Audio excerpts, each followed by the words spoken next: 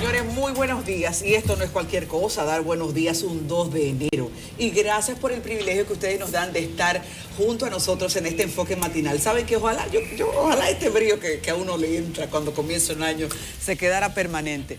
Porque la gente se reinventa, la gente se ve obligada a hacerse reingeniería y ojalá, porque entrar en un año nuevo no cambió el modelo de país, así como uno se hace reingeniería, se la hagan todos, incluyendo el gobierno. Buenos días, querido Nelson. Buenas. El primer programa del 2019. Hay que comenzar deseándole lo mejor a la dama y al caballero a mi derecha. Y también a los amigos televidentes. Nosotros tenemos a esta hora de la mañana un público tan variado, tan diverso, que uno no sabe qué tipo de mensaje llevarles que llene sus expectativas, pero ni modo.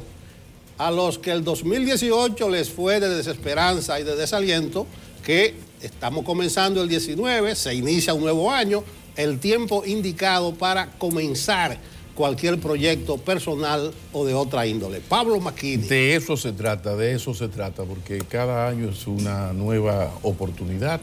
La mitad del pleito es la voluntad que uno tenga y la disposición para echar el pleito, porque problemas, como me decía mi madre cuando yo me ponía faltoso, bueno, la única manera de no tener problemas, mijo, es morirse. No hay de otra. Entonces estamos aquí. Muy buenos días, nuevo año, nuevos bríos, renovados bríos, como dice Adi, de eso se trata. Y voy a comenzar con una buena, porque de eso está, ¿verdad? Después, para malas, este año 2019 es terrible, porque el 2019 políticamente es el 20. Y ya luego hablaremos de eso. Pero sí, la chulería es que este año trae 5 fines de semana largos. Entonces eso hay que celebrarlo. Miren, lunes 21 de enero, viernes 19 de abril por la Semana Santa, lunes 29 de abril porque se mueve el Día Internacional del Trabajo, que es el día primero, viernes 16 de agosto, no hay que hacer nada ahí, y el lunes 4 de noviembre por el Día de la Constitución. Así que hagan sus apuestas, vayan organizándose, porque este año nos va a tratar bien. Y hay un temita así que pasó a finales de diciembre, hace unos días, pero a mí me llamó poderosamente la atención porque yo insisto mucho en esto de la arrabalización institucional, o más bien la institucionalidad del país, que cada quien esté en su lugar, que cada quien asuma su responsabilidad, que haya un respeto a las partes, pero sobre todo más que a las partes, a las reglas del juego. Y el Estado es eso, el Estado. La voluntad libérrima del pueblo dominicano se expresa en un proceso electoral y entonces, bueno, llega un gobierno que administra ese Estado que es el país, lo que somos todos. Pues a mí me maravilló, caramba, lo que uno tiene que ver. Por ejemplo, la Zona Ores, la Asociación de Dueños de Hoteles y Restaurantes, acaba de perdonar al Estado. Lo perdonó. Pero qué extraño. Bueno, cito, anunció que retira las iniciativas presentadas en los tribunales de justicia de la República como gesto de buena voluntad y para facilitar el diálogo con el gobierno sobre el cambio de normativa territorial en el este. Me puse sureño. Si eso no es poco, otra cita.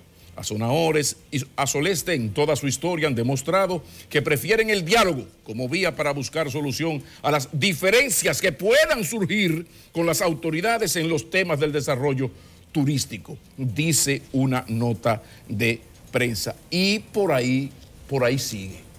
Es decir, que esto a uno lo maravilla porque cuando un sector ultrapoderoso se siente afectado, corrijo, cuando una parte de un sector todopoderoso se siente afectado, pues tiene unas reacciones como que el trujillismo, ese trujillismo perverso que llevamos los dominicanos, herencia del tirano, pues como le brota, porque ustedes escucharon, ellos retiraron la denuncia, la iniciativa, que le dicen iniciativa presentada en los tribunales. No, un recurso, que uno lo saludó aquí, qué bueno. Pero me maravilla la manera en que tú dices, mira, mira, óyeme, Nelson, te voy a quitar la demanda que te puse por los 20 pesos que no me has pagado, para que tú veas lo buena gente que yo soy. Eso es terrible, porque no es a Nelson, que es un ciudadano igual que yo, es al Estado dominicano. Entonces, así es que ellos van. Y habla de la búsqueda del consenso. ¿Cuál consenso? Hoy yo tengo que consensuar con Magín Díaz el pago de los impuestos de la pobre empresita mía. Y usted llama a Magín, reunión, asociación de vanilejos residentes en Arroyo Hondo. Una reunión para buscar consenso con Magín Díaz. O yo soy un importador y tengo que hablar con Ramírez, Enrique. No, a mí no me pueden aplicar la ley. Sin una reunión para buscar un consenso. Coño, así no se puede. Así no podemos. Entonces yo quería traer esto comenzando el año, porque hablamos mucho, y yo el primero, de esto, de institucionalidad, de respeto a las reglas de juego, pero así no se puede. Que usted hable de que cuando a usted le van a aplicar las leyes, hace poco, no sé si fue la Asociación de Industria, que me perdone Silce, si no fue la Asociación de Industria, que cuando el ayuntamiento prohibió que circularan los camiones grandotototes estos por el malecón, les respondió que no, que teníamos que reunirnos para llegar a acuerdos y a diálogos. Entonces aquí hay ese asunto que a mí me preocupa mucho, porque el día que aquí falla la economía, esto va a explotar, y es la aplicación selectiva de las leyes. Se le aplican las leyes a las personas, sectores que no tienen capacidad de dañar a los gobiernos. Y cuando ocurre, y de eso podemos hablar en otra oportunidad, por qué ocurrió esto, pues ustedes ven estas reacciones que, como digo, de un tufo trujillista autoritario. No, es que usted está hablando con el Estado. Entonces ojalá que Azonadores tome cartas en el asunto y sea un poco más humilde la otra vez. Sí, ¿por qué quitó a Azonadores el recurso? Porque sabía que lo iba a perder. Porque todo esto, en el este se hicieron todas las vistas públicas y todo lo que se tenía que hacer. Pero además hay decisiones del Estado, los legisladores toman decisiones, los presidentes toman decisiones que afectan sectores. Usted sabe lo que le pasa a un colmadero vanilejo, a un dueño de colmado vanilejo, cuando llega un Bravo, o la Sirena, o el Nacional. O sea, uno saluda, en Baní llegó el Bravo, aplausos. Muy bien. ¿Ustedes saben cuánto se afecta un dueño de colmado, que la doña cruzaba al frente y compraba las cosas ahí? No, ya se va al Bravo. O a la Sirena, que también está en Baní. Y a alguien se le ha ocurrido decir al gobierno que le ponga un subsidio, como le pusieron a los choferes, porque quema gente, incluida mujer embarazada, en sus guaguas, y se matan entre ellos. Entonces yo recuerdo que en el 98 aquí, para poder poner cierto control a los choferes, hubo que poner un subsidio. Pero a ningún dueño de colmado vanilejo el Estado le puso un subsidio, porque llegó el Bravo y llegó la Sirena, aplausos. Entonces así a mí no me gusta. Yo creo que estamos abusando de la estabilidad. Saludo a don Héctor Valdés Alviso. Estamos abusando de la estabilidad macroeconómica, de nuestro excelente crecimiento, de nuestra disminución del desempleo, no como uno quisiera y como debiera, ante tal crecimiento, pero el aspecto macroeconómico, y hay una lectura de las perspectivas de la economía del 2019 de mi dilecto Pavel Isa Contreras, que ustedes lo pueden buscar en el Caribe. A mí me llama la atención el hecho de que el día en que aquí la economía nos falle, y la economía tiene sus ciclos, vamos a tener problemas, porque aquí las leyes se han convertido en una vaina que utilizan circunstancialmente el Estado, los gobiernos, para jorobarle la existencia a la gente más o menos decente. Entonces lo vamos a dar de ese tamaño, pero sí quería expresar esa preocupación, camaradas y camarados, don Héctor, don Nelson. Yo quiero coincidir con el enfoque suyo en lo que respecta al desarrollo institucional Creo que es una de las tareas que siguen pendientes en este 2019, pero saludo que a Zona Ores y a SOESTE, la Asociación de Hoteles del Este, hayan adoptado esa decisión, porque si hay una razón primera, básica, prioritaria, primordial del auge del turismo en los últimos años, ha sido precisamente por la actuación conjunta de los sectores públicos y privados. Incluso ahora que se presenta una nueva realidad, porque ¿qué es lo que sucede con esto de las alturas de la torre en la zona de Macao y Punta Cana? Que es una revisión o un cambio del modelo tradicional de desarrollo turístico que ha prevalecido en el país en los últimos 11, 12 años, desde 2007, y ahora se varía ese modelo. Entonces, saludo que se vuelva al diálogo, que nunca debió dejar de existir, porque precisamente no ha habido confrontaciones, roces, conflictos, disturbios entre los sectores públicos y privados, y han ido de la mano, y ha sido una de las razones principales, primordiales, digo yo, de ese auge que ha tenido el turismo como nunca antes en la historia. Todos los años se cosechan cifras históricas en cuanto a desarrollo turístico. Entonces, la altura de la torre, las autoridades tienen una posición. Yo creo que el sector turístico de Punta Cana, de Macao, debe reflexionar un poco y abrirse a una nueva tendencia de desarrollo. Incluso hasta contradictorio, considero yo, algunos de los discursos, porque si hay gente que se va a aprovechar en grande de ese modelo de desarrollo, son la gente de Punta Cana, de la región de su negocio, principalmente aeropuertos y todo ese tipo de cosas. Pero bien, el enfoque es que habrá diálogo y se espera que en la mesa del diálogo los hoteleros y el Ministerio de Turismo resuelvan todos sus problemas. Pues tú sabes lo que es resolver esos problemas por diálogo. ¿Cómo que es resolver? Bueno, porque si hay una ley, lo que hay que hacer es aplicar la ley. O sea, el consenso se debió buscar y hubo un proceso para buscar ese consenso en el cual el Estado, el Ministerio de Turismo, escuchó a SOESTE, que era con quien había que hablar, se cumplió todo el proceso, se hicieron vistas públicas. Ahora eso es una ley y ahí es por donde yo voy. Ahora no es asunto de que qué bueno que quitó el recurso, para que se sienten a conversar. Por ahí es que mi preocupación es que cuando son sectores poderosos, como el sector dentro del gran sector turístico, que se siente afectado, pues habla de que hay que reunirse con ellos. No. Por eso le decía a Makini, consensuar un diálogo. Le decía a Makini que estoy de acuerdo con su enfoque en cuanto al desarrollo institucional, porque lo que va es que se aplique la ley. No transar la ley en una mesa de negociaciones.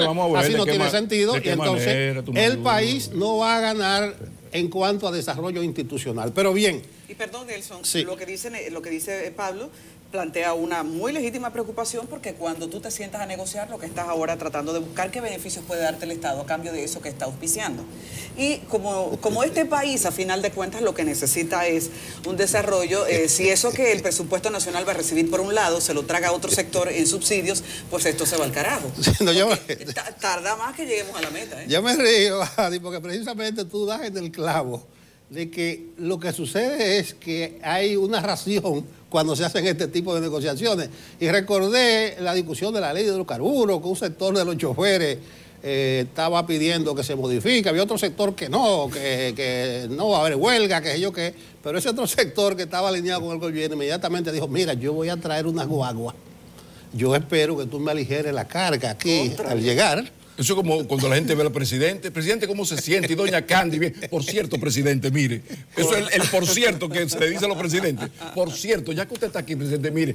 Y tú le entras. Entonces, eso se parece a eso. Y recuerdo, caramba, nuestro respeto a la memoria de Atuey de Camps, ese viejo sabio joven. Porque Atuey, en un momento en que hubo una discusión con el sector más aguerrido de los choferes, y el presidente Leonel Fernández le mandó a decir a Leonel Fernández que se reúna con ellos, pero uno a uno. Sí. No sé si me explico, ¿no? Tú sabes, Uno a uno. en el idioma de los militares hay un general amigo que dice, mira, hay unas gallinas que hablan. Entonces te invitan a comer esas gallinas a los patios, pero esas gallinas hablan, pero como hablan esas gallinas. El cañón del amigo del presidente Lili. A Lili lo fue a visitar un gran compadre que recién llegaba de París. Le dijo, mire, jefe, le traje este cañón, mire, una réplica, qué cañón tan bonito. Cuando se va el compadre, le dice Lili al asistente, mire, pero ese cañón dispara. Dice el señor, no, pero le dijo que eso es un souvenir, presidente. Ese cañón dispara. A los 2 meses fue el compadre, yo tenía que hablar, presidente. Yo quería tener, porque yo tengo la necesidad de que usted me... Entonces, cuando él salió, le dice Lili al asistente, yo te dije que ese cañón disparaba. Bueno, no es importante, y aquí la mesa coincide, porque el kit está en que en este país, en algún momento, hay que comenzar a hacer las cosas como realmente deben hacerse para poder desarrollarlo institucionalmente. Yo no sé si será el 2019, porque, señores, este será un año de grandes definiciones políticas. Es un año preelectoral. ¿Y qué significa un año preelectoral? Es un año de mucha promesa, es un año de campaña intensa e incluso este será un año de primarias de los partidos y con una campaña que va a comenzar tan temprano como el 7 de julio y pendiente de una decisión del presidente Danilo Medina que va a mediar muchas cosas tan temprano como en marzo próximo. Entonces, no será el gran año del desarrollo institucional de este país. Yo sí recomiendo a la gente que no tiene ni depende de un empleo público, ni que tampoco tiene sus expectativas cifradas en la suerte de un candidato o de un partido, a que emprenda su propio proyecto, sus propias iniciativas, aunque precisamente por nuestro escaso desarrollo institucional, por el presidencialismo que impera, aquí en ocasiones parece que la política es transversal a todo. Entonces es muy probable que este año la política atraviese todas las actividades habidas y por haber en la República Dominicana. La esperanza es, señoras y señores, que al final de la jornada el que resulte beneficioso de todo esto sea el país. Ahora en enero yo creo que la ventaja la lleva el partido oficial por varias razones. Eso hablando en términos de definiciones políticas, porque este es un año de definiciones políticas. En ese sentido, tanto el gobierno como el partido de gobierno van por lo que se llama el carril interior, el carril de adentro. Es un lenguaje que se usa mucho en la hípica porque el que dobla por dentro le saca algunos cuerpos de ventaja al que tiene que dar la vuelta por fuera. Entonces, creo que lleva cierta ventaja. Creo que el 2019 le entra en buenas condiciones al gobierno. No voy a repetir las cifras del Banco Central, las sazonamos mucho la semana pasada, pero voy a dar 2 datos fundamentales. Al día de hoy, el petróleo amaneció a 44,92. ¿Qué significa esto? Que por eso es que yo digo que la oposición debe ser creativa. Debe ver cómo enfrentar al gobierno. Y es que si usted le echa un vistazo a los proyectos que están contemplados en el presupuesto de este año, parece como que fueron pensados para un año preelectoral.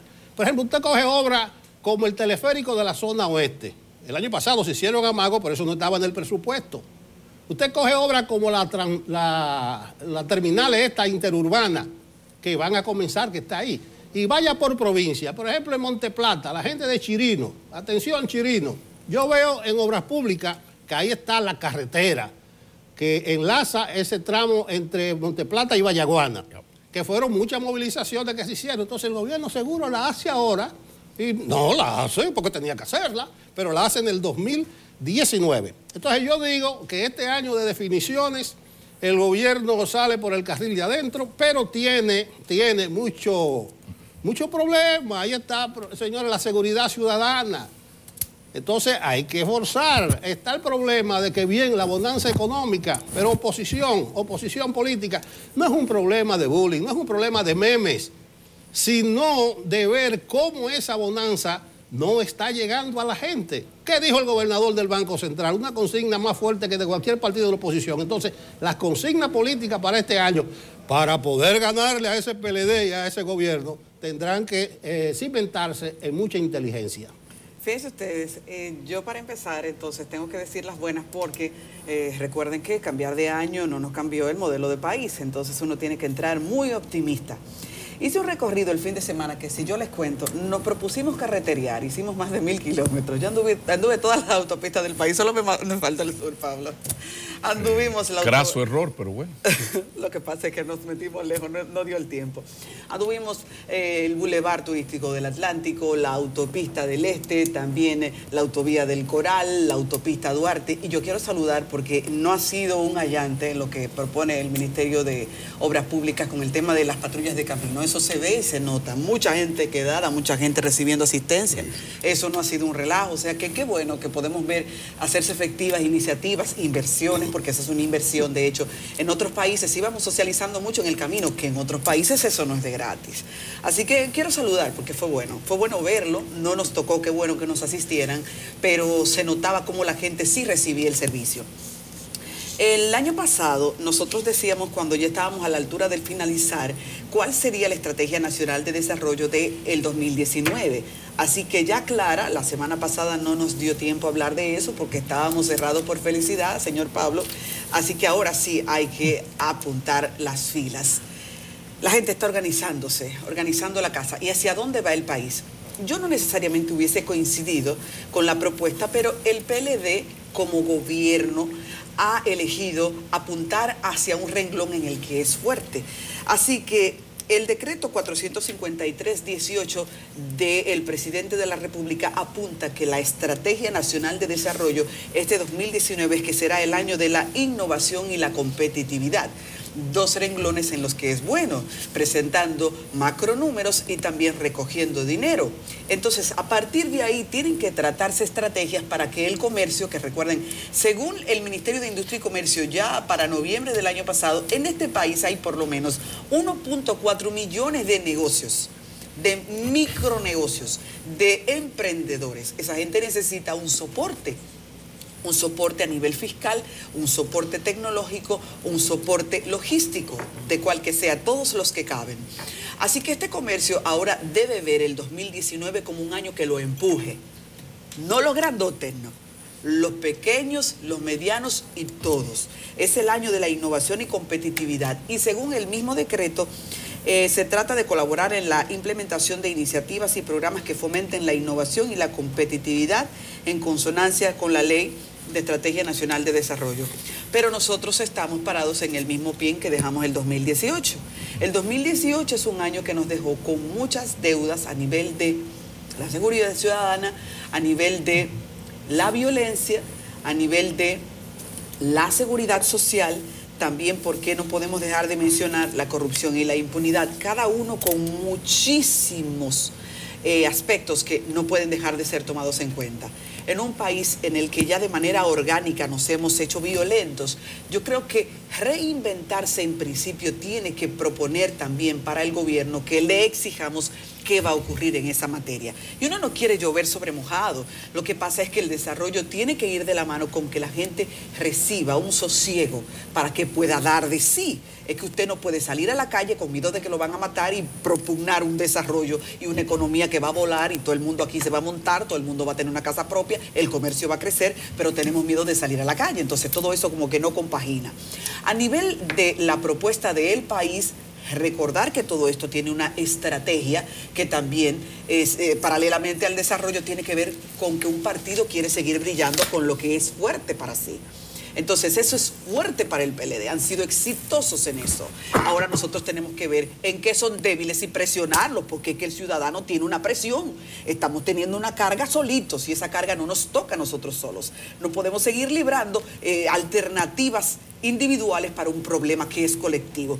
Entonces ahí va, yo creo que eso es muy válido, que es necesario reclamarlo comenzando el año. Como igual, hay un video que se publicó por el Nuevo Diario, el periódico El Nuevo Diario publicó un video el viernes que se perdió entre las fiestas porque la gente estaba contenta, la gente no quería que le estresaran.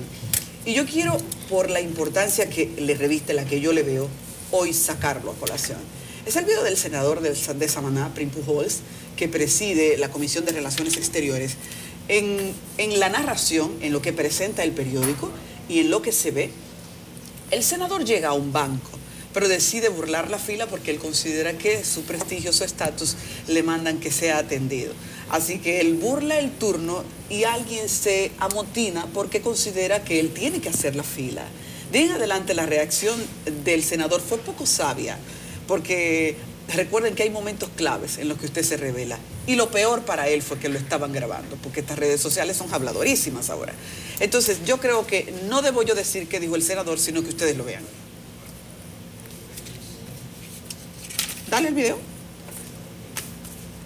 Que no tiene audio, me dicen. Una pena. Porque no tiene audio, es una pena ahí. Lo interesante es que se escuchara como él... Imagínense un par de malas palabras y ya está. ¿Cómo fue? Que se imaginen un par de malas palabras y ya está. Imagínense un par de malas palabras. Eso. Y aparte de eso, que él le pregunta que si está armado, porque a ti lo que hay que matarte. Entonces, espérate, todo lo demás te lo podía soportar.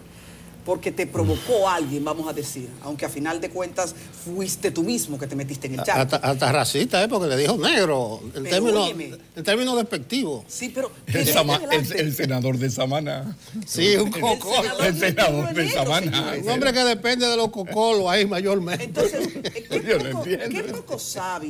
qué poco sabio, porque entonces si yo comienzo a decir improperios como los que él dijo, caigo en el mismo nivel. Qué poco sabio fue el senador. Entonces yo creo que como la gente estaba tan feliz que no se dio cuenta de esta metida de pata, de ese charcazo en el que él solito se metió, es importante que le hagamos su censura. Que aparte de eso un senador le dijera que si tú estás armado, porque aquí a ti lo que hay que matarte. Pero el hombre, no se le fue la guagua, no, se le fueron los patines, el cerebro se descerebró en ese momento. Mira, déjame interrumpirte porque es una fila de un banco. Amílcar Nival, periodista del área económica de Diario Libre, me hacía un símil de que la gente que se mete en el carril, en el descanso que hace obra pública, para doblar a la izquierda o a la derecha, para no interrumpir las líneas centrales, los que se meten por ahí te salen por delante. Él dice, el periodista Amílcar, que eso es lo mismo que tú meterte en un banco, como hizo Prim Pujols, delante de otro. Tú estás esperando que cambie tu semáforo y viene un tigre y se te mete por delante.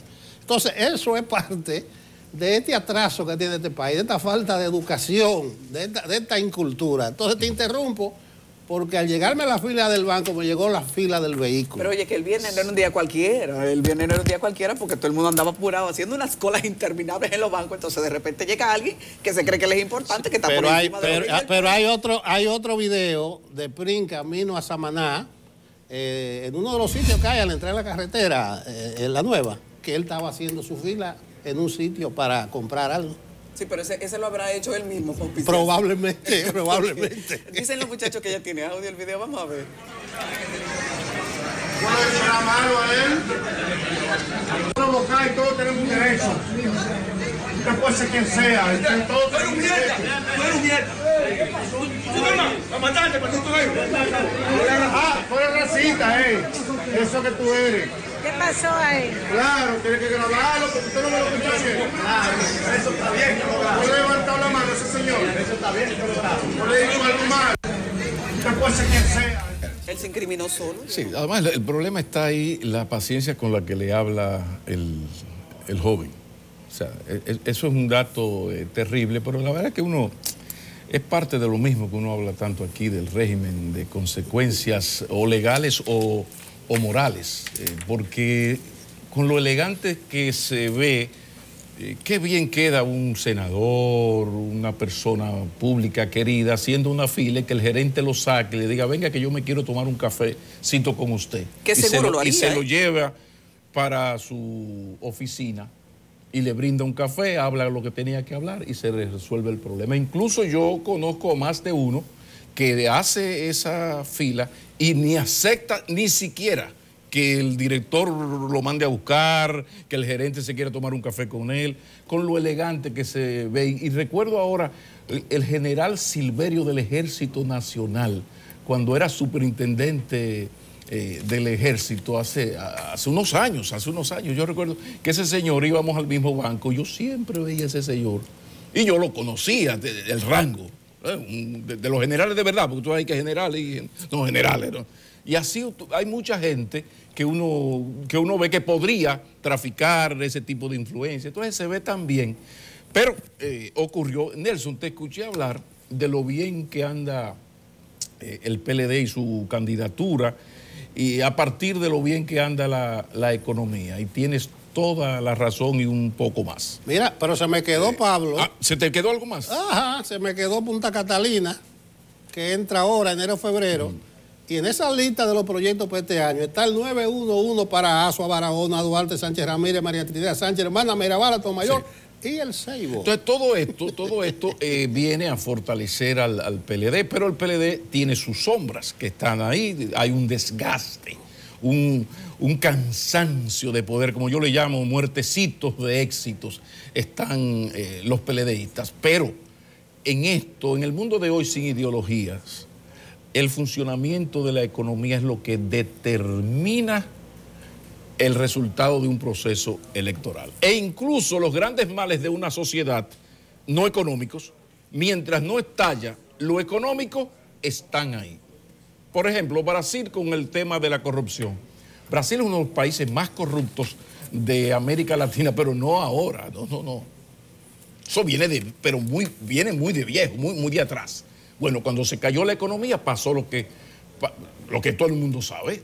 Entonces, bueno, ahí cada quien hace su trabajo, y pasó lo que pasó, pero a donde voy, mientras no explotó la crisis económica, lo otro se quedó tranquilo. En España, ¿cómo es posible una reforma, un cambio tan radical en la partidocracia reinante, donde entra una cosa que se llama Ciudadanos, sobre todo una que se llama Podemos, ahora entra Vox? Bueno, fruto de primero una gran crisis económica. Entonces, en ese sentido, el PLD va muy cómodo porque si bien hay una serie de elementos que hay que tomar en cuenta que no maneja el Estado Dominicano, el gobierno, como es el precio del dólar, pero el análisis de la economía norteamericana por todos los especialistas dan luz verde al crecimiento, o por lo menos al no estancamiento de la sociedad norteamericana. Es el precio del petróleo, ya ustedes lo vieron. O sea, no hay hasta ahora ningún centro de consulta habla de un aumento considerable. Claro, hay un extra, hay crisis. Hubo un 11 de septiembre, pero estoy hablando de que en términos objetivos, las cosas le pintan muy bien, porque, insisto, es lo que destapa lo demás, es la parte económica. La gente está ahíta del tema de la corrupción y de la impunidad. Sí, pero mientras la economía funciona, la gente va a marcha, en su verde marcha, pero a la hora de votar se sienta a elegir entre las alternativas. Entonces, aquí lo importante es destacar la parte económica, y que la oposición tiene que trabajar como si estuviera arriba, o sea, con el mismo énfasis de que puede ganar aunque esté abajo, porque son circunstancias. Ahora, lo que sí quería antes de terminar, que ya vamos a terminar, sí, es hacer el llamado a que ese PLD tiene tanta ventaja. Lo del 2019 ya tú citaste, hay una serie de obras, o sea, tiene tantas cosas para mostrar, porque astutamente se fue arreglando todo esto para este año preelectoral, que como yo decía esta mañana en Twitter, en verdad el 20 se va a jugar en el 2019. Ahora, ¿cuál es el problema? El problema es que el PLD se siente tan seguro que ya se concede licencias, como lo que ocurrió con Santiago. El hecho de que se haya aprobado crear el municipio de Santo Domingo Este, tiene que ver con la lucha interna del PLD. Y sin esa lucha interna es impensable que un hombre del conocimiento de la sociedad dominicana, del problema que tenemos con que lo que hay que hacer es disminuir las provincias. Yo recordaba que en China hay 23 provincias, si mal no me acuerdo. En una circunstancia así, la creación de otro municipio en Santiago tiene que ver con el crecimiento del liderazgo de Abel Martínez, que es de la otra tendencia. Entonces el PLD se da esa licencia de tomar una decisión política, pero que tiene que ver con lo interno de los PLDistas. Y ahora vienen a desgranar a Santiago con algo que tiene un solo argumento, y lo planteamos aquí. O sea, se ha creado un municipio más por un solo argumento, que es cierto. Si somos una sección y nos convierten en municipio, hay que crearnos una serie de posiciones y hay que darnos una... O sea, para que me tomen en cuenta, no porque hay un problema nacional. Y si esa es la lógica, esa es la lógica que se le puede aplicar a los 158 municipios. Pero lamentablemente se tomó la decisión, yo lo siento por Santiago, no hay de otra, ya amaneceremos algún día. Llegó don Roberto Rodríguez y Marchena, ¿ya está por ahí? Está por ahí, lo vi, el portavoz gubernamental. Bueno, vamos arriba. Y hemos hablado mucho del gobierno, volvemos con el speaker del gobierno, Rodríguez Marchena.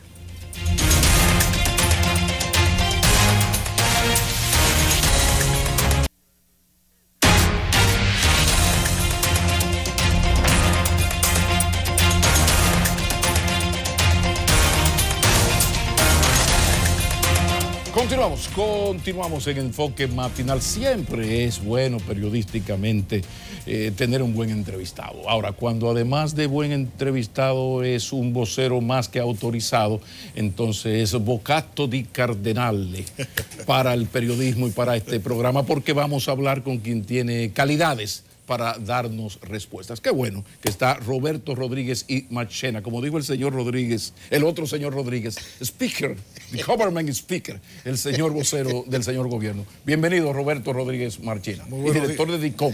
Director de DICOM, así es. Sí. No, muchas gracias por la oportunidad de venir este 2 de enero, porque así aprovecho y públicamente les deseo las mejores cosas en este año. Muchas alegrías, mucha salud, no solo a ustedes, sino también a todos los televidentes de este programa y de este canal. Sí, Marchena, yo decía en el comentario introductorio del programa que será un año preelectoral de definiciones políticas y decía que el gobierno del PLD lleva en el carril de adentro porque la economía está estable y mencionaba que estuve revisando las obras para este 2019 y parece que fueron hechas para un año preelectoral. Vamos a ver cuáles son las prioridades, a tu entender, que tiene el gobierno para este año que recién se inicia. Bueno, todo nuestro accionar está marcado por nuestro programa de gobierno, que ha venido siendo ejecutado al detalle. Si el presidente de la República se reúne periódicamente en distintas mesas de trabajo con cada uno de sus funcionarios para darle seguimiento a lo que es la obra de gobierno. Y podemos decir con satisfacción que estamos cumpliendo la obra de gobierno. De manera que los grandes ejes que fueron definidos para el periodo 16-20, pues se mantienen. En el caso de la educación, saben ustedes que ya hemos incorporado 1.300.000 niños a la jornada escolar extendida, lo que significa una transferencia de renta a esas familias empobrecidas, y estamos procurando la universalidad en ese sentido, es decir, que todos los niños de República Dominicana pues puedan estar en la jornada escolar extendida. Por eso hemos tenido un plan de construcción escolar, es decir, llevamos ya más de 20.000 aulas, 23.000 aulas construidas para que esa jornada escolar pueda ser posible. Entonces, en este año vamos a completar la construcción de las aulas necesarias para hacer ese tránsito a la jornada escolar extendida. En el caso de la salud, hemos tenido como propósito también la universalidad, de que todos los dominicanos y dominicanas puedan tener un seguro familiar de salud. Recuerden ustedes que teníamos un régimen dividido en 3 partes, el subsidiado, el contributivo subsidiado y el contributivo. Y hemos tenido escollos con ese diseño del contributivo subsidiado, pero eso no nos ha impedido de hacer la labor en el plano del aseguramiento de las familias dominicanas. Al día de hoy, el 76% de las familias dominicanas tienen un seguro familiar de salud. Igualmente encontramos una infraestructura hospitalaria muy deteriorada y emprendimos una labor colosal, titánica, de reconstrucción, construcción y equipamiento de hospitales. Ya llevamos cerca de 36 hospitales que fueron construidos y reconstruidos. Entonces, en este año vamos a continuar con ese proceso y probablemente nos quede al fin de año solo los 6 de los 56, de los 6 que van a ser construidos nuevos, o sea, porque su infraestructura estaba tan deteriorada que no podían ser reconstruidos. Igualmente con los centros de atención, centros diagnósticos y atención primaria. Vamos a continuar la construcción de estos centros para precisamente descongestionar la asistencia de los ciudadanos y ciudadanas a los hospitales. En el caso de le estoy señalando las grandes líneas, ¿no? En el caso del 911, de procurar mayores niveles de seguridad de atención a emergencias, pues ya han visto ustedes cómo ya hemos alcanzado el 74% de la población dominicana. Próximamente vamos a instalar el 911 en Samaná, se nos quedó colgando del año 2010. Habrá que ver si Prim Pujals asistirá a la ceremonia, eso habrá que el protocolo que lo confirme. Lo importante es la población, así que la población se sienta protegida y eso lo estamos logrando. En el caso de la titulación, mañana mismo vamos a tener una entrega de 3.000 títulos en la línea noroeste, lo que se van a sumar a los 50.000 que ya entregamos en estos 6 años de gobierno. Roberto, si no te detenemos, nos cuentas el gobierno es que entero, es preciso contarlo. Y nos faltará tiempo. Es que es una obra hay fantástica. Sombras, pero esas son las luces innegables, sí, tangibles, se pueden ver. Ahora están las sombras. Hay mucha insatisfacción. Pero déjame agregar unas cuantas luces y sobre todo esta. Este año vamos a agregar 1.000 megas. 1.000 megas, 300, ya tenemos 300 megas de energía renovable, ¿no? 301 megas que hemos incorporado en estos 6 años. Este año vamos a incorporar 300 megas más de energía renovable y agréguese Punta Catalina con 700. Es decir, 1.000 megas más este año 2019. Eso es algo importante que tiene que ver con la luz que tú decías. Exactamente, pero no, decía, las luces están ahí y por eso el análisis que hicimos esta mañana, pero están las sombras. El tema, por ejemplo, de la alta percepción y el gran rechazo que tiene la población al tema de la corrupción. Extrañamente, la gente está muy insatisfecha con el tema de la corrupción. Sin embargo, llama la atención en todas las encuestas la gran valoración de intención de voto hacia el PLD. Pero el tema de la corrupción está ahí y se teme que en el momento en que falle la economía, que no está bajo el control del gobierno ni de nadie, sino que hay factores externos, pueda haber problemas. En el tema de la corrupción, ¿está dispuesto el gobierno a apretar la marcha? Y dejo ahí, por ejemplo, el tema ONSA, el tema Odebrecht, por ejemplo, que yo sé que hay separación de poderes, que el ministro, sí, pero mientras el ministro de Justicia lo nombra el presidente, ya eso crea un vínculo con el Ejecutivo. Hablemos de corrupción y de impunidad y de marcha verde incluso. Bueno, yo puedo decir con orgullo, y yo creo que ustedes están de acuerdo conmigo, de que nuestro gobierno ha sido el gobierno que más ha hecho por la transparencia y por reducir los niveles de discrecionalidad que existían en el Estado y en el gobierno de la República Dominicana. Les digo lo siguiente, vamos a hacer un recorrido nada más, porque a veces hay hechos que por su dimensión pues opacan todo un proceso quizás aburrido, gris, que ocurre todos los días. Las buenas noticias son las malas. Exacto, entonces los escándalos esconden una realidad cotidiana. ¿Cuál es la realidad cotidiana? Nosotros encontramos un Estado con 19.000 proveedores. Doy ese dato. Hoy tenemos 78.000. Los procesos de sorteo de obras. Ustedes recuerdan, quizá la gente lo olvida. Sorteos de obras, el proceso más democrático que pueda haber.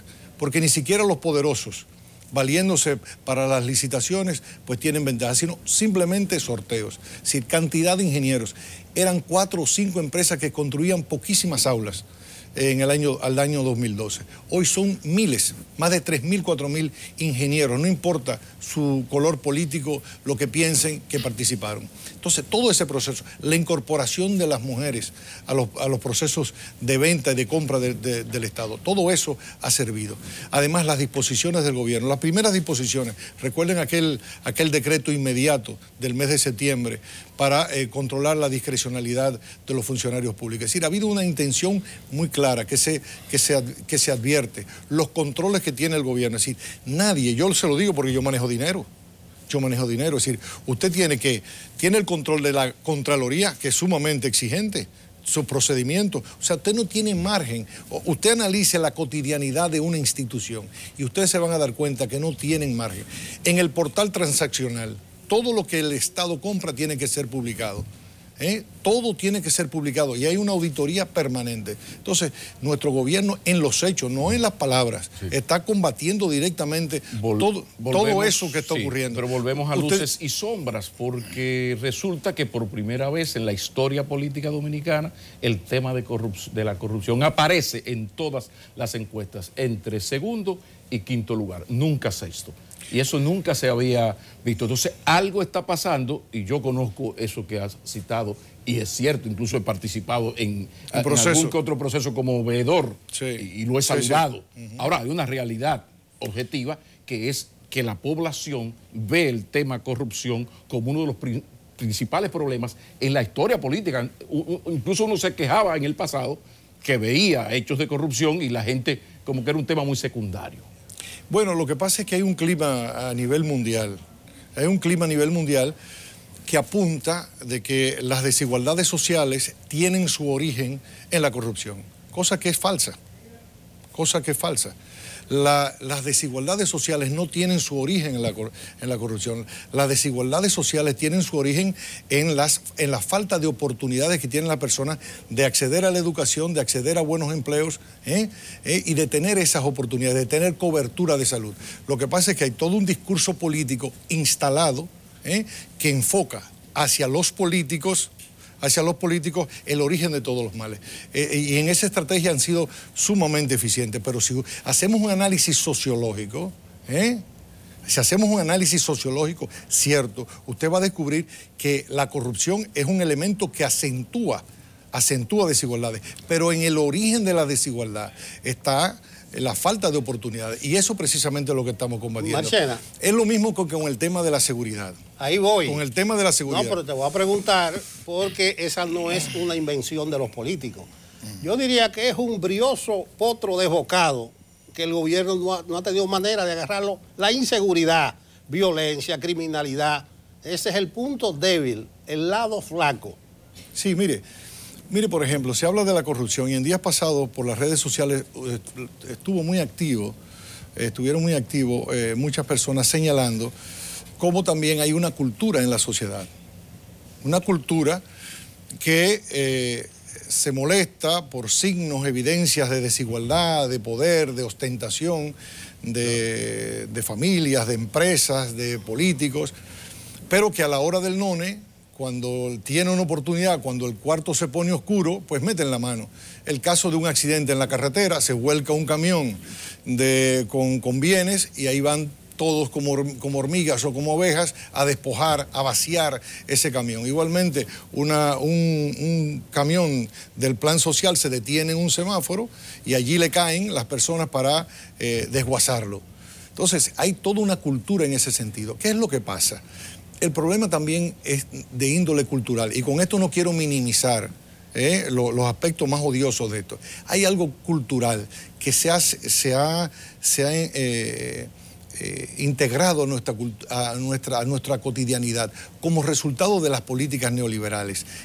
Esas políticas neoliberales... De las políticas neoliberales de los 80, de los 80 años de impunidad en la vida democrática y las élites políticas y económicas, que no lo hemos mencionado aquí, han logrado lo increíble, democratizar la corrupción y las malas prácticas, porque ese no era el pueblo dominicano hace 30 años. Ese que cuando se quemaba la tienda del municipio iba y lo asaltaba. Ese no era el pueblo. A eso me refiero. El problema del gobierno es que maneja dinero ajeno. Claro que sí, por supuesto, y lo estamos manejando con pulcritud. Lo que quiero decir es que esas políticas neoliberales crearon una tendencia en todos los pueblos del mundo donde se aplicó y que se aplicó con éxito, porque se implantó, tuvieron el poder para implantarlo, del individualismo, del consumismo extremo, y entonces ha creado una incertidumbre en mucha gente. Hay una situación de incertidumbre donde cada cual quiere resolver a su manera. Recuerden ustedes ese recorrido que hacía la gente donde usted tenía que desarrollar su propia fuente de agua con una cisterna, su propia planta eléctrica con un inversor o una planta, su propio vehículo. Cada hogar es un estado. Exactamente. Entonces, todo eso tuvo un efecto de dispersión que ha afectado. Estamos en ese proceso de reconstrucción, de colectivizar, de resolver un problema de transporte a nivel de los ciudadanos y ciudadanas, el problema del agua, del tratamiento del agua, los mismos procesos de contratación. Estamos reduciendo y estamos trabajando en eso. Pero vamos al flanco débil. La gente después va a pensar que no quiere hablar de la seguridad ciudadana. Hemos avanzado enormemente. El hecho de que el 74% de la población dominicana tenga acceso al 911, con las miles de videocámaras que hemos instalado. Pero además otra cosa, estamos enfocando la inseguridad ciudadana simplemente al hecho de que usted pueda ir en las calles y ser asaltado, que es gravísimo, porque está en juego la vida. Pero cuando usted tiene la seguridad de la salud, cuando usted tiene la seguridad de la educación, cuando usted tiene la seguridad del transporte, cuando usted tiene la seguridad de un nuevo empleo, cuando en esa familia donde hay 4 miembros y antes trabajaban 2 y ahora trabajan 3, porque se ha agregado 1 o se han agregado 2 más. Entonces, todo eso provee seguridad. Y esos son los aspectos que nosotros, y yo los invito a ustedes, a los medios de comunicación, también que entendamos que la seguridad no solamente es importante, no quiero desdeñar, pero miremoslo con un conjunto de factores que crean la inseguridad. Ya lo decían, no hay causa mayor de la inseguridad que toda esa situación económica que le lleva a usted a la pobreza y a la incertidumbre. Pero volvemos a luces y sombras. Con esa astucia y ese discurso inteligente tuyo, volviste ahí a sonar las luces incuestionables que están ahí. Yo, que soy un admirador de la jornada escolar extendida, te voy a ayudar. Y recuerdo que para una familia la existencia de la jornada escolar extendida le supone un aumento de un ahorro de unos 7,000 pesos. Para que tú veas cómo estoy yo de enterado de las sombras. Ahora, de las luces. Ni siquiera es un ahorro, es una transferencia porque ese dinero no lo tenía. Es una transferencia de renta. Oye, sí, te estoy ayudando. Ahora viene una sombra. Roberto Rodríguez y Marchena. La falta de un régimen de consecuencias, la arrabalización institucional. Estamos llegando a un nivel donde un señor Juancito Pérez Vidal, alias Tito, se siente en la libertad por tanta impunidad, será, de andar en un vehículo sin placa. O sea, lo que está viendo el pueblo dominicano en cuanto a la incapacidad del Estado para aplicar y cumplir las leyes es peligroso. Y si a esto, que lo máximo es con lo de la inseguridad, porque ya hay algo, ha mejorado el número de hechos de ratería, de delincuencia común, eso ha disminuido, homicidio ha disminuido, pero el miedo no. Y si a esto usted le suma el problema de que el Estado está negado a aplicar la ley de migración y organizar el país en ese sentido, y el código laboral a los empresarios que contratan ilegales, ¿hacia dónde vamos? Hablemos del problema del régimen de consecuencias, de cumplir y hacer cumplir las leyes, que ese es un tema sumamente preocupante en un gobierno con tantas luces. Así es, pero miren por ejemplo el caso. Nosotros hemos sido el gobierno más exitoso regulando la migración. El más exitoso, porque ¿cómo? usted regulando la migración. Pero... Por primera vez en nuestro país existe y en toda América Latina un plan de regularización de extranjeros en condición migratoria irregular. Modélico. Momento. Hemos reforzado la frontera. Y todos los días uno tiene que estar despachando extranjeros que están en nuestro territorio de manera irregular.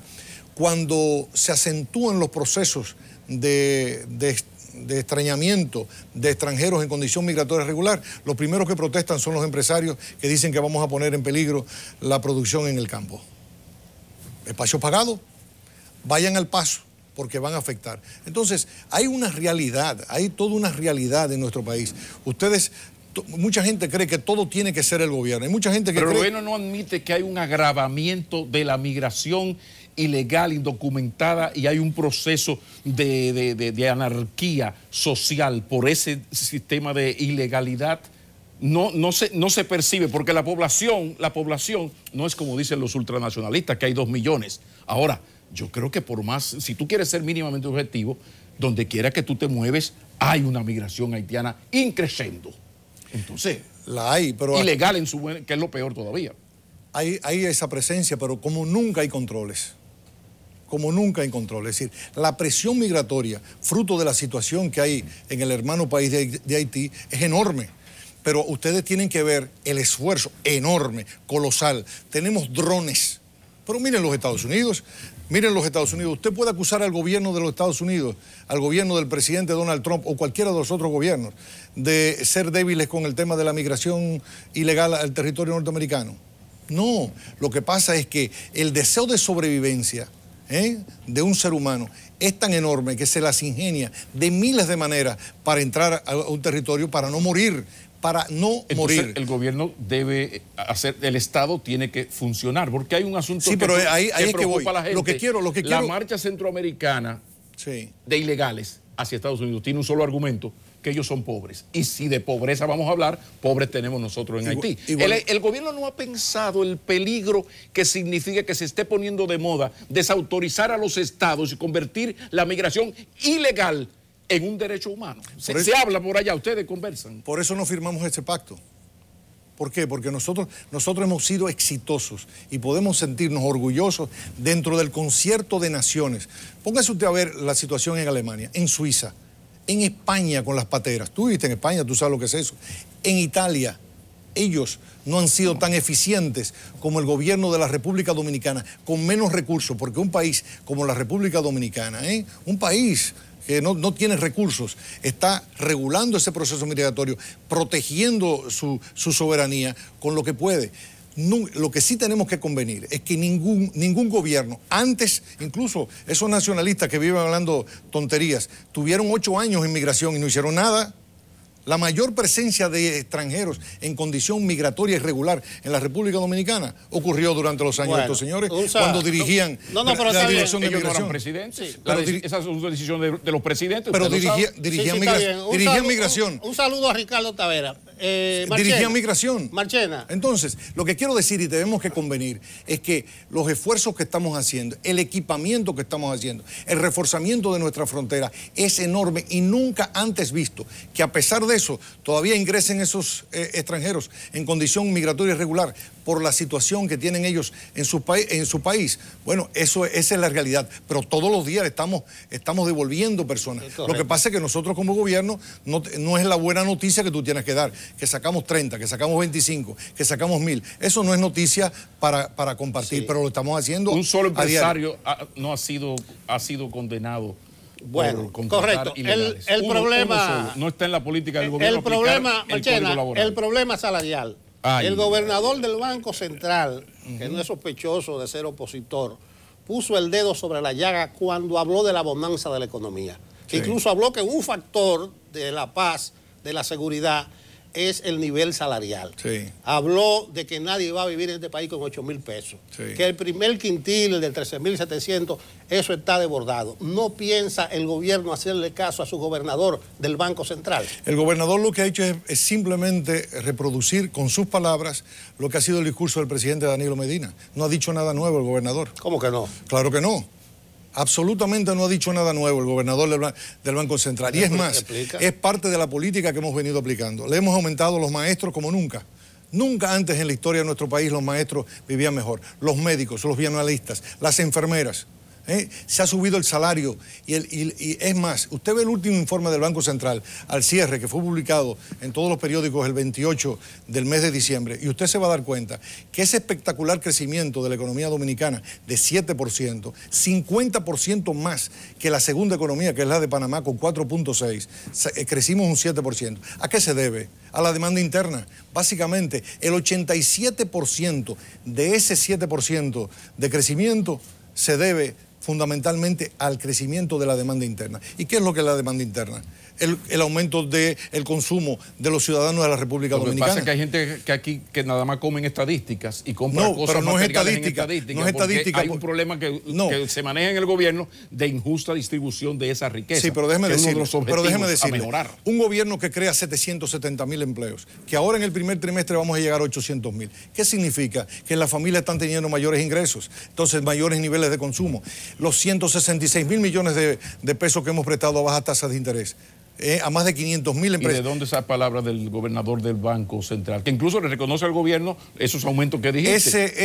Ese planteamiento del gobernador del Banco Central no es más que va en consonancia con lo que es la política del gobierno. No es un reclamo del gobernador.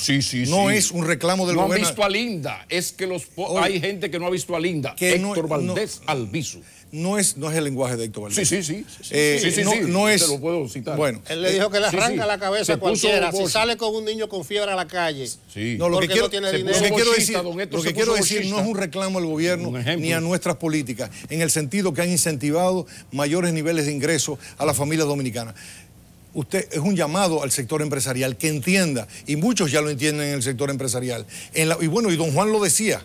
Recuerden ustedes, don Juan, cuando explicaba la importancia del salario 13 o el bono navideño de entonces. Es decir, que la economía se dinamiza cuando los ciudadanos pueden consumir. ¿Qué ha dicho? Le voy a citar simplemente la frase que inspira el planteamiento del gobernador del Banco Central. Danilo decía, un país, sus empresarios no pueden vender si no tienen quien le pueda comprar. Es decir, usted tiene que tener una demanda interna, unos ciudadanos que tengan poder adquisitivo, y todas nuestras políticas han estado orientadas a elevar el poder adquisitivo. Cuando el presidente dice, yo a una madre que tiene sus hijos en la jornada escolar extendida, la libero de la responsabilidad del desayuno y del almuerzo y le digo, solo te tienes que ocupar de la cena, ¿qué le está diciendo? El dinero, el poquito dinero que tenías tú destinado al desayuno y al almuerzo de tu hijo, lo puedes dedicar a comprar ropa, a comprar mejores alimentos, a poderte dotar de electrodomésticos en tu casa, etcétera, etcétera. Está claro, desde un principio nuestras políticas han estado orientadas a elevar los niveles de ingreso y de consumo. Te digo dónde se le acaba el camino a tu discurso. Ajá, vamos a ver. Esa bonanza, esas cifras, esos índices, esas estadísticas no tienen continuadores para el 2020. ¿Quién ha dicho eso? Que el presidente Medina tiene un impedimento constitucional, que no se ve nadie dentro del PLD para darle continuidad a esa política dentro del PLD. Entonces, ahí se acaba el camino. La continuidad de las políticas públicas la determina. ¿Quién la va a seguir? La determina la sociedad dominicana. Déjeme decirle lo siguiente. El hecho de que la sociedad dominicana haya experimentado estas políticas explica lo que decía Pablo al inicio de esta entrevista, de que los resultados económicos y sociales de nuestro gobierno le han provisto de una simpatía mayoritaria entre el pueblo dominicano. ¿Por qué? Porque la gente ha entendido que estas políticas son correctas. No es verdad que el gobierno no funciona, es todo lo contrario. Precisamente porque el gobierno funciona, estamos donde estamos. O sea, la gente está clara en eso, clarísima, y es consciente de lo que es el valor de cada una de esas políticas. Entonces, yo me siento tranquilo. ¿En qué sentido? De que el pueblo dominicano está empoderado y sabe por qué. Aquí no hay incertidumbre, ¿eh? Aquí no hay incertidumbre en el pueblo dominicano. Aquí la gente está muy clara y sabe por qué. Hay más empleo, hay más salud, más hospitales, más escuelas, más jornada escolar extendida, más títulos de propiedad entregados a los ciudadanos y ciudadanas. ¿Por qué tenemos más 911? La gente sabe por qué. Roberto Rodríguez Marchena, pero tú estás claro, ¿eh? Tú acabas de decir. No, pero es algo. así. No, espérate.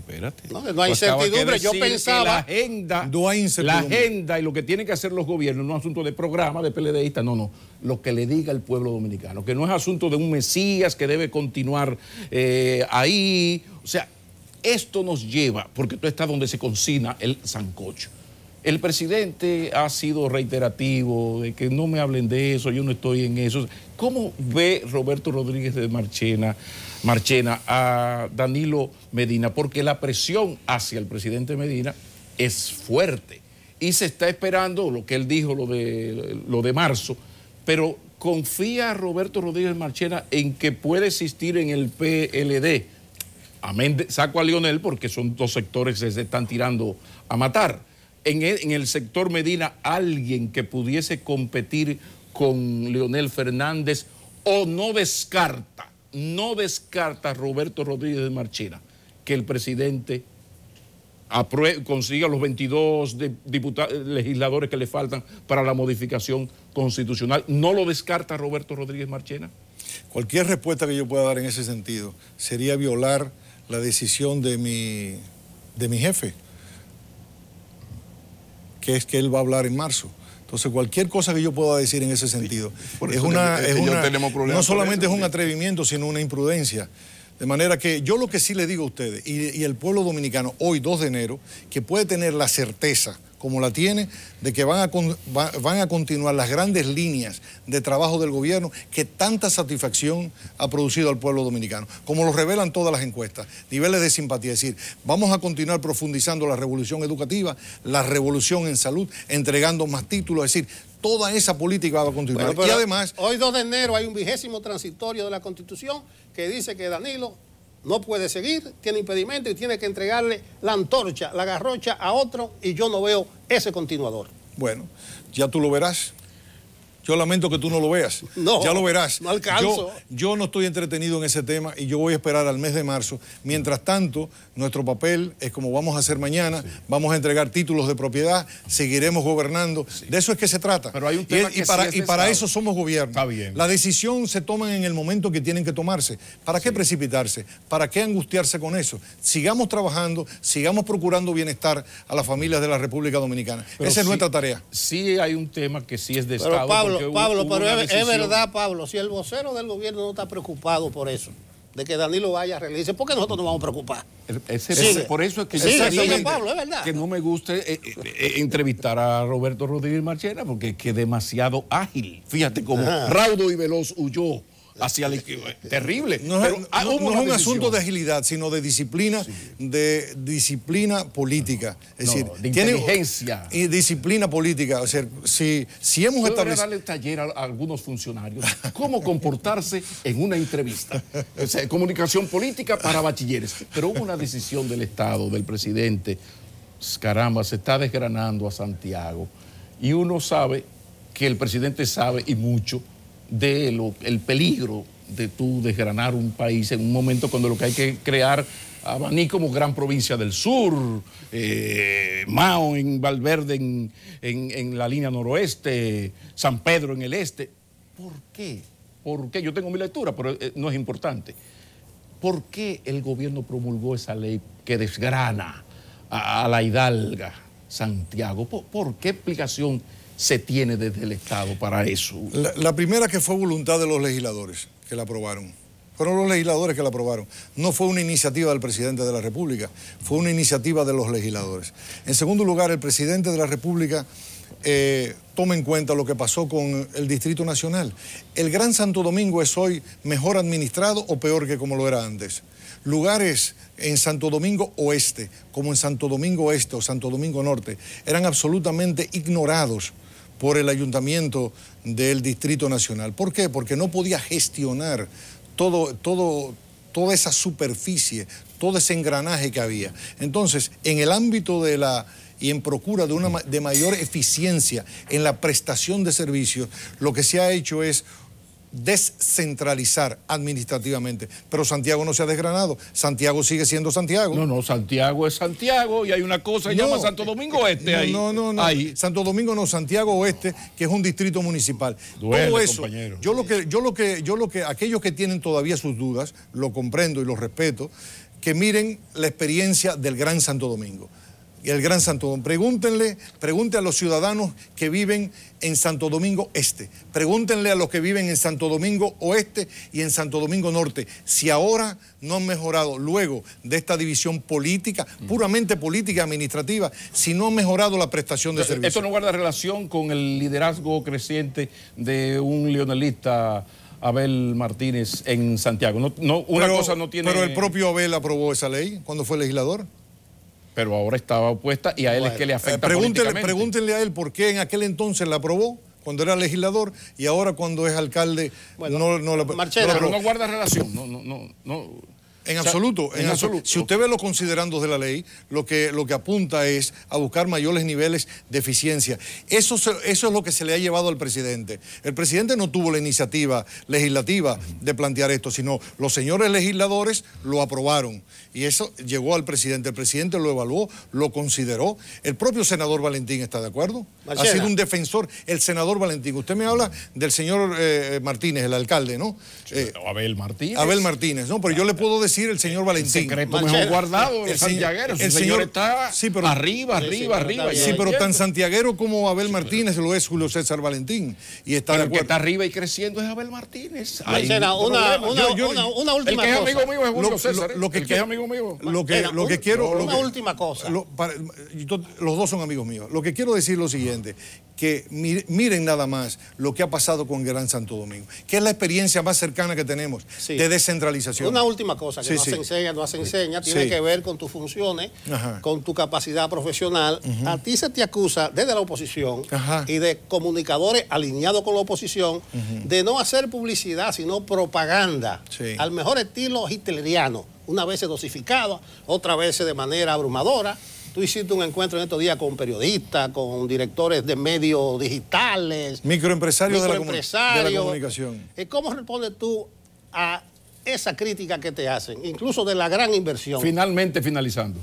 Sí, mire, nosotros hemos democratizado la comunicación. En primer lugar, desde el gobierno, nunca antes se había procurado informar ni con tanta calidad ni con tan rápido como lo hemos hecho nosotros, haciendo uso de las herramientas y optimizando los procesos. Y al mismo tiempo hemos democratizado la inversión publicitaria, porque hemos entendido que la verdadera naturaleza del 99% de los comunicadores que hacen comunicación en nuestro país es su condición de micro o pequeño empresario de la comunicación. Entonces, en consonancia con nuestra actitud de amistad y de solidaridad con los micro y pequeños empresarios, pues nosotros estamos apoyando en todo el territorio nacional a aquellos que emprenden negocios, sin nunca tutelar su opinión. Ningún microempresario de la comunicación, ningún comunicador de la República Dominicana, yo lo desafío que diga cuándo yo levanté el teléfono para quejarme o para sugerirle o para decirle lo que tenía que decir. Terminamos la entrevista haciendo la sugerencia de talleres para entrevistados a cargo de Roberto Rodríguez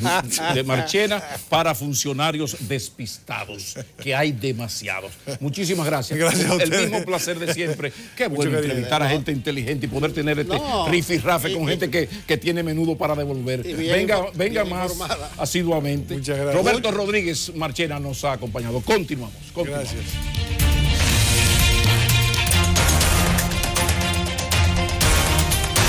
Iniciando el año hay que organizar la casa llamada cuerpo, así que la salud es un tema vital.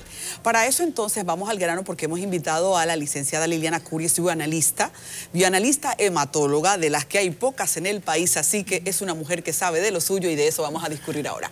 Querida, buenos días. Hola, ¿qué tal? ¿Cómo estás? Estamos muy bien y más porque antes de hacer la entrevista hicimos la otra entrevista y sé que ella tiene muchísimo para dar. Adicionalmente tengo que decir que Curi es también representante del grupo latinoamericano de hemostasia y trombosis. ¿Qué estamos haciendo ahí? Porque hay una gran cantidad ahora mismo de la población con mucho riesgo de trombosis. Y explícanos lo de hemostasia. Sí, el grupo CLAT que es como se llama, es el Grupo Cooperativo Latinoamericano de Hemostasia y Trombosis, donde se trabajan todos los temas de trombosis y de sangrado. Y desde el 1970 se formó ese grupo con un grupo de expertos, hematólogos, médicos y bioanalistas de México, Argentina y Cuba. Okay. Y desde entonces se está trabajando sobre todo lo que es la prevención de los sangrados y de las trombosis. ¿Ustedes funcionan entrenando a médicos o con algún centro en donde la gente que tiene un padecimiento puede visitar? Sí, es un grupo cooperativo donde se hacen estudios de investigación y donde hay becas de entrenamiento para médicos y donde cada país tiene un representante de Latinoamérica. Cada país de Latinoamérica tiene su representante. Aquí en este caso, en República Dominicana, soy yo actualmente. Ok, pues en buena hora. Vamos a hablar ahora de los accidentes cerebrovasculares porque en la experiencia ella tiene muchísimo que contarnos, más en un momento en el que ya las enfermedades no son de los viejos ni de los jóvenes. Las enfermedades son el resultado de cómo comemos, el resultado del estilo de vida, falta de ejercicio y tantas cosas que ya no se enfocan en una edad. ¿Y de qué le da a la gente un accidente cerebrovascular? Así es, los accidentes cerebrovasculares son multifactoriales.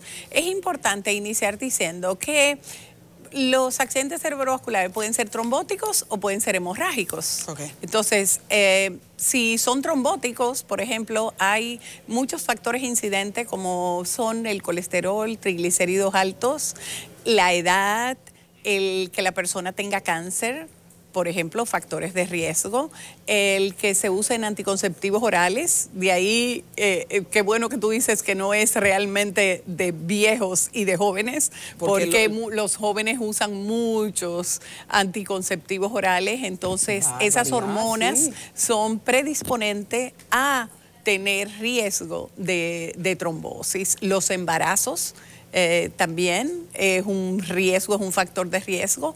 Porque ¿Un embarazo estimula una trombosis? Sí, un embarazo puede desencadenar una trombosis. ¿Por qué? Por el peso que lleva la mamá en su vientre, el bebé, o sea, tiene más libras y comienza a tener unos edemas en las piernas y la circulación sanguínea se enlentece.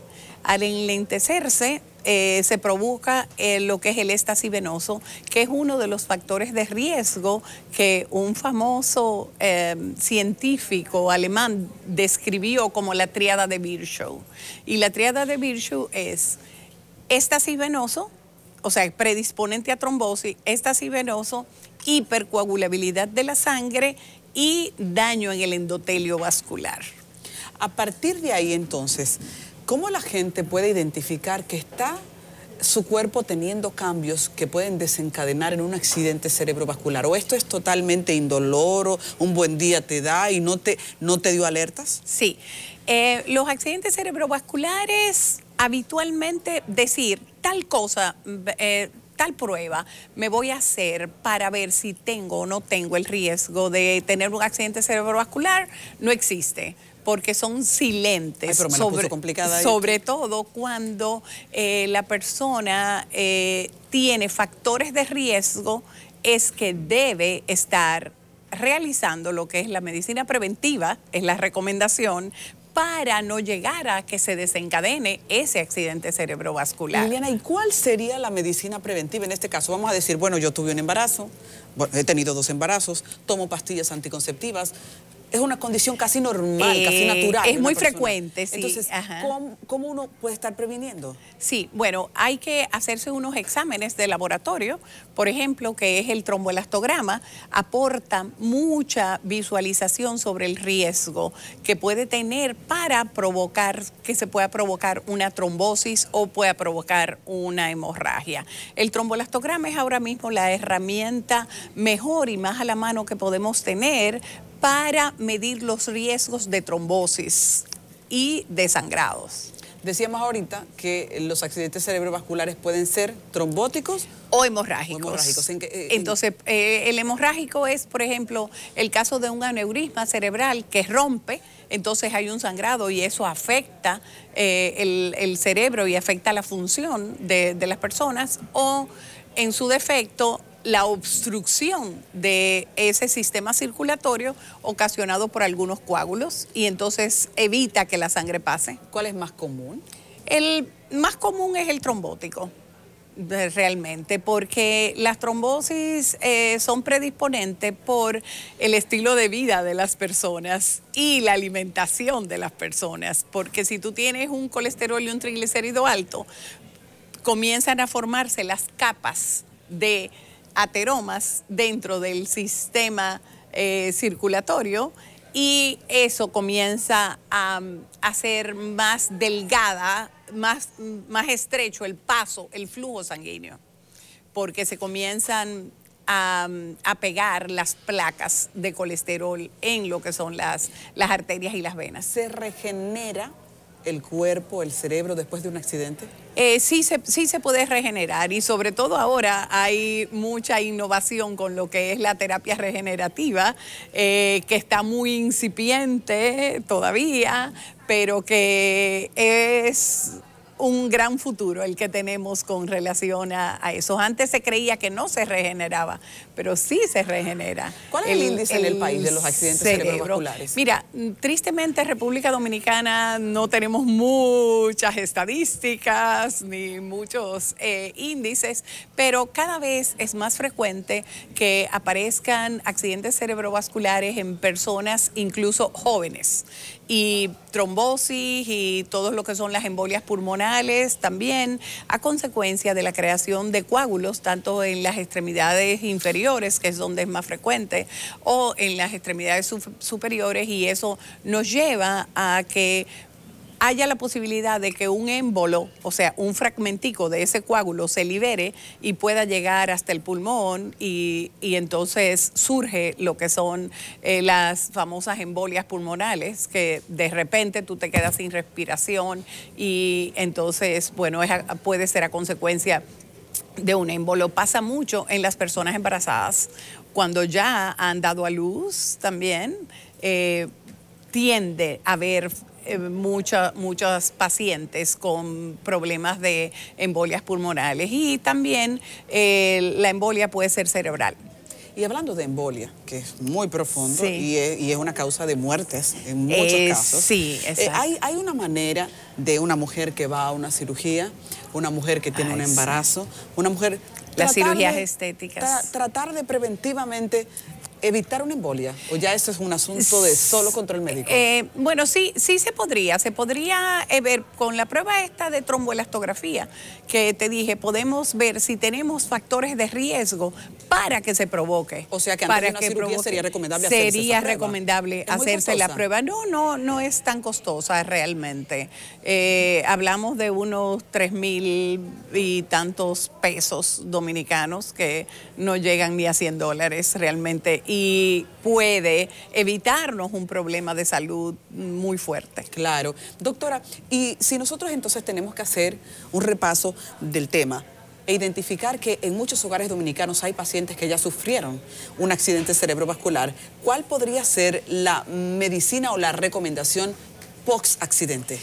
Sí, bueno, lo más importante después de un accidente cerebrovascular, claro, después de establecer toda la parte médica y todos los tratamientos y anticoagulantes y que se lleve exactamente todas las recomendaciones del médico, es el ejercicio, es la fisioterapia, es el movimiento del paciente. Aunque el paciente pelee, aunque el paciente llore, aunque el paciente se sienta impotente, tenemos los que estamos alrededor de ellos la necesidad de obligarlos a recuperarse.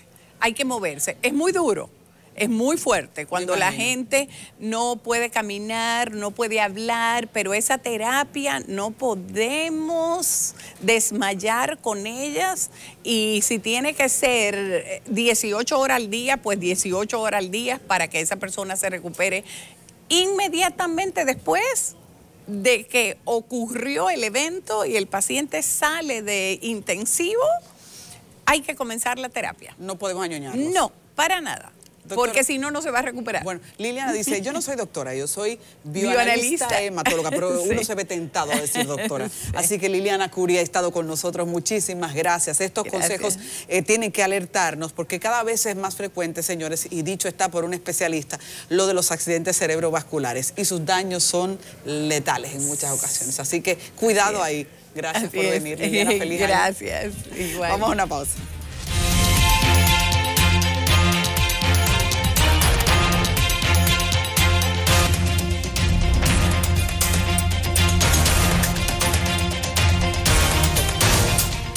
Bueno, como la frase manida del locutor de cabina, no hay tiempo para más. Pero les recuerdo que aún falta el tiro de Reyes. Igual de ese tiro en la recámara. Bueno, quizás es bueno terminar, atención, porque ya Bolsonaro no es presidente electo.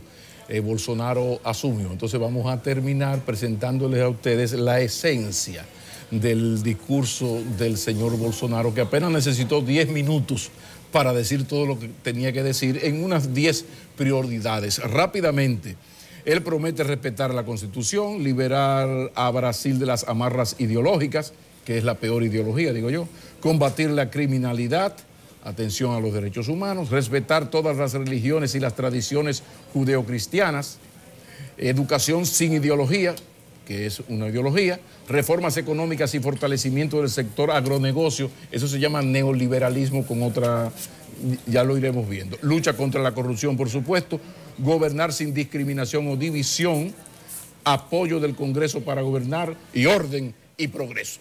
Vamos a seguir mirando por dónde anda Bolsonaro, que comienza con 65% de aceptación. Ahora sí es verdad que terminamos. Mañana será otro día.